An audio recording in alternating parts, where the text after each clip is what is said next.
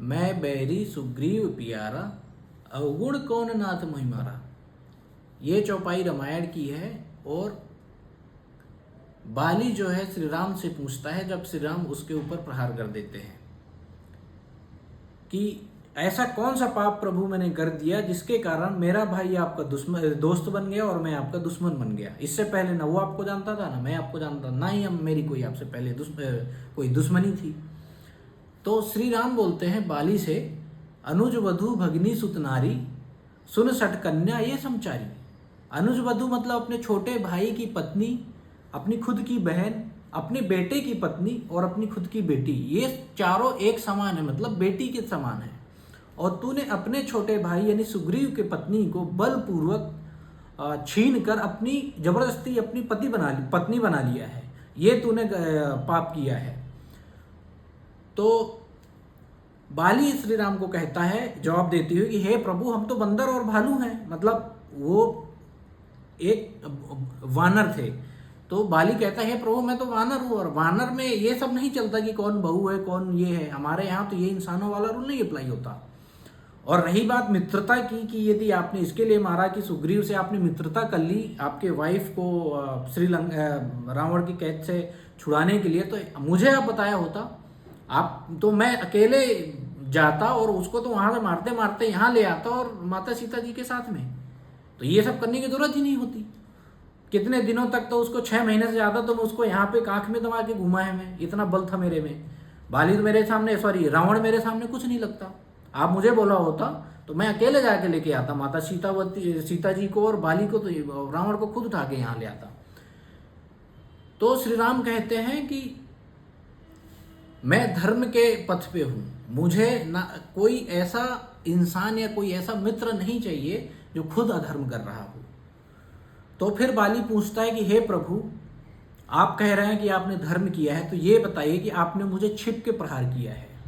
आप यदि सामने से मुझे युद्ध किया होता तो मैं मानता कि आपने धर्म का काम किया है। ये कैसे आप जस्टिफाई करेंगे? तो श्री राम कहते हैं कि ठीक है।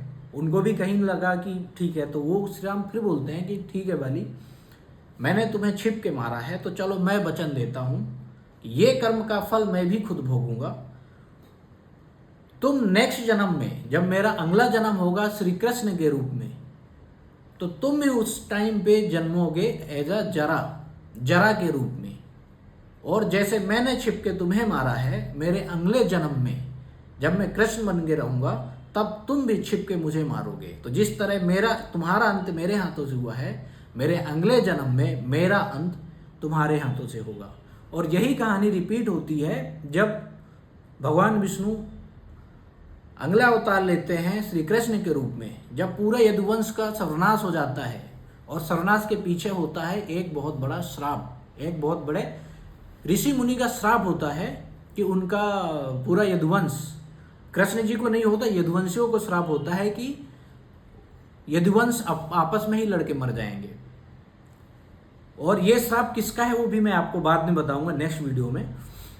जब सब कुछ सर्वनाश हो गया, उनके खुद के भाई जो हैं ताऊ थे बलराम, वो भी खत्म हो गए। श्री कृष्ण जंगल में एकदम शोक में यानी डिप्रेशन में घूम रहे थे, और जब थक गए तो एक पेड़ के नीचे आराम से बैठ गए, लेट के बैठ गए रेस्ट करते हुए।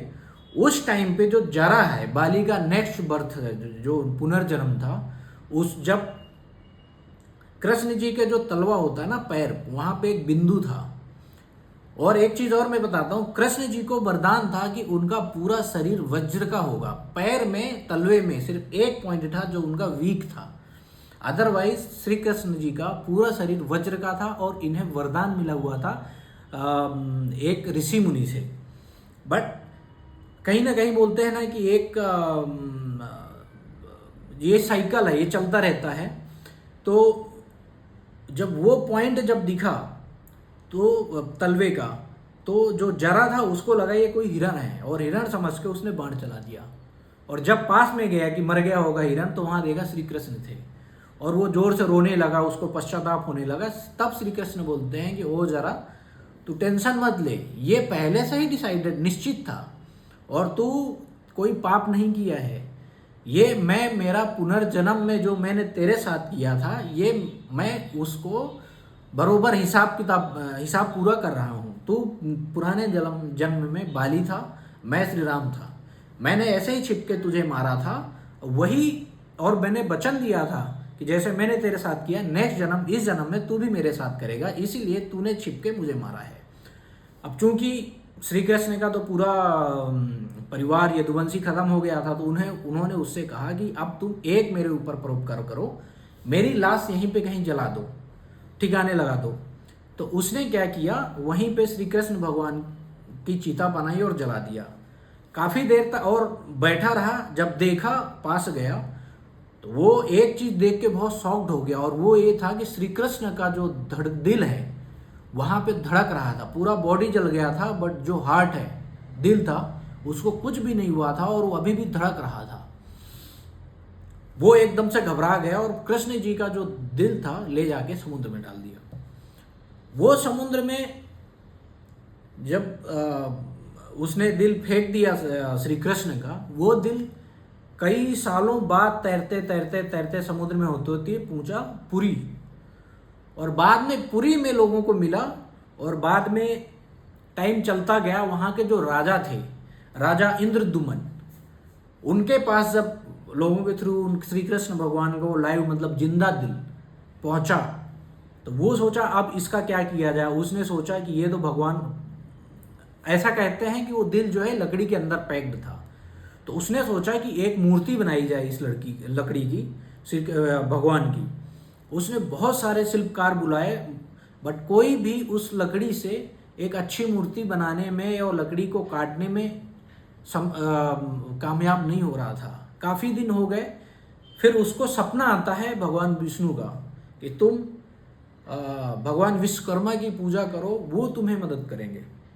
फिर वो भगवान विश्वकर्मा की पूजा करता है, और उसी बीच एक बहुत बूढ़े से सज्जन, मतलब ऐसा कहते हैं कि भगवान विश्वकर्मा ही थे, बूढ़े सज्जन आते हैं और बोलते हैं कि हे राजन, हमने सुना है आपको एक ऐसा कारीगर चाहिए जो एक लकड़ी को मूर्ति में तराश दे। मैं करूँगा, बट मेरी एक शर्त है, और शर्त यह है कि मैं 21 दिन तक एक बंद कमरे में बनाऊंगा, बिना कुछ खाए बिना कुछ पिए, और कोई उस कमरे में प्रवेश नहीं करेगा, और यदि कोई प्रवेश किया तो मैं वहाँ पर ही मूर्ति का कार्य बंद कर दूंगा। राजा सहमत हो गया और काम चालू कर दिया, और विश्वकर्मा जो थे उन्होंने काम चालू कर दिया मूर्ति बनाने में। 15 दिन हो गए, उसके बाद जो छेनी और हथौड़े की आवाज़ होती है वो बंद हो गई एक। तो जो राजा की पत्नी यानी रानी थी, उनको थोड़ा अंदर से हुआ मतलब चिंता हुई कि अंदर से आवाज़ नहीं आ रही, कहीं ऐसा तो नहीं ये जो काम कर रहे हैं बिना खाए बिना खाना पीना की वजह से बेहोश हो गए हो, गिर गए हो, या कुछ अनर्थ हो गया हो। उन्होंने राजा से बहुत आग्रह किया कि देखिए स्वामी, कुछ अनर्थ तो नहीं हो गया। और उन्होंने जब गेट खोला तो वो विश्वकर्मा काम कर रहे थे, बट जैसे ही खोला तो वो जो मूर्तिकार थे वो एकाएक वहाँ से गायब हो गए। और उसमें 3 मूर्ति बना रहे थे, एक जगन्नाथ थे, मतलब श्री कृष्ण, उनके जो भाई थे और बहन थे। तो श्री कृष्ण के भी हाथ और पैर कंप्लीट नहीं हुए थे, जो मूर्ति थी। तो जब राजा बहुत टेंशन में था कि मैंने क्या अनर्थ कर दिया, क्या गलती कर दिया, और जैसे मूर्ति के पास पहुंचा तो उनको ऐसा प्रतीत हुआ कि धड़कनें चल रही हैं यहाँ पे।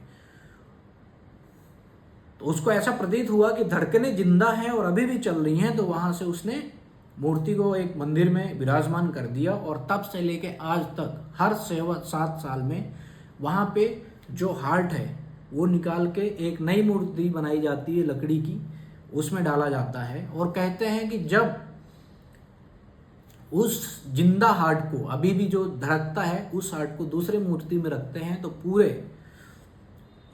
शहर की लाइट बंद कर दी जाती है। जो पुजारी हैं उनके आंखों में पट्टी बांध दी जाती है, हैंड ग्लव्स दिए जाते हैं, और जो पुजारी हैं वो ऐसे एक्सपीरियंस करते हैं, अनुभव करते हैं कि वो हार्ट अभी भी एक खरगोश की तरह उनको फील होता है। जब वो पकड़ते हैं तो ऐसा लगता है उनको कोई जिंदा खरगोश पकड़ लिया हो, मतलब पूरा फील होता है उनको।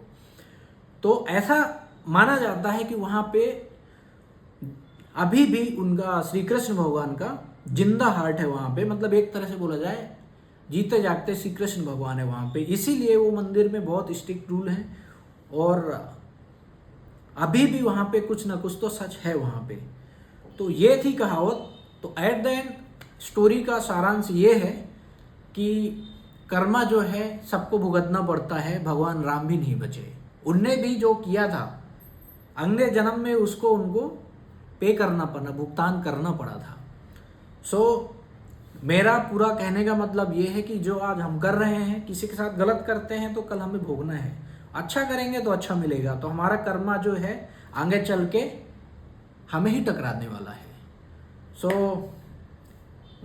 अच्छा रहिए, अच्छा करिए, अच्छा सोचिए और अच्छा पाइए, क्योंकि हमारा कर्मा है। और कहते हैं हर 7 साल में हमारा जो बोलते हैं ना कि किस्मत बदलती है, वो क्यों बदलती है? यही कर्म की वजह से। अच्छा कर्म करेंगे, हो सकता है अभी समय गलत चल रहा हो, बट 7 साल बाद जब हम यदि अच्छे काम कर रहे होंगे और फिर से हमारी किस्मत बदलने का नंबर आएगा, तो यही जो हमारे कर्मा है ना, वही किस्मत के रूप में आ जाते हैं। नमस्कार, होप अच्छा लगा होगा आपको मेरी वीडियो देख के, और ऐसे ही बने रहें। फिर मैं आऊँगा नेक्स्ट वीडियो लेके। धन्यवाद।